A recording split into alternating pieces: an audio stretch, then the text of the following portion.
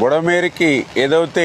ఇటు లెఫ్ట్ బండి మీద 3 ఏదైతే బ్రీచెస్ 200 మీటర్ల పైబడి ఏదైతే పడ్డాయో, అదేవిధంగా అటు రైట్ బండి మీద 7 బ్రీచెస్ ఏదైతే పడ్డాయో, అదేవిధంగా ఏదైతే పులివాగు దగ్గర 3 బ్రీచెస్ ఏదైతే పడ్డాయో, మరి వెంటనే అందులో కూడా ప్రత్యేకించి ఈ లెఫ్ట్ బండి మీద ఉన్నటువంటి ఆ 200 మీటర్ల 3 బ్రీచెస్ని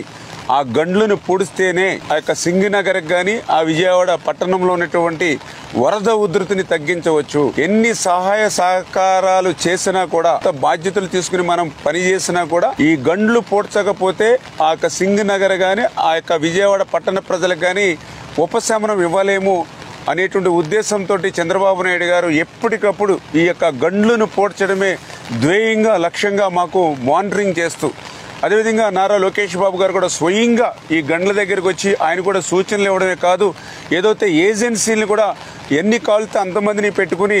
ఈ ఎంత ఎక్విప్మెంట్ కావాలంటే అంత ఎక్విప్మెంట్ కూడా ఆయన ఎప్పటికప్పుడు మాకు అందిస్తూ ప్రతి 1 అవర్ కూడా క్లోజ్ మానిటరింగ్ చేస్తూ ఉన్నారు. అందుకే ఈరోజు ఎంత వర్షం వచ్చినా గాలి వచ్చినా కూడా దాన్ని కూడా మేము తట్టుకుని ఎదుర్కొని ఏదైతే అధికారులు కానీ అదేవిధంగా ఏజెన్సీలు కూడా వాళ్ళ యొక్క సహకారంతో ఆ బుడమేరు గండ్లను యుద్ధ ప్రాతిపదిక మీద పూర్తి చేస్తూ ఉన్నాం.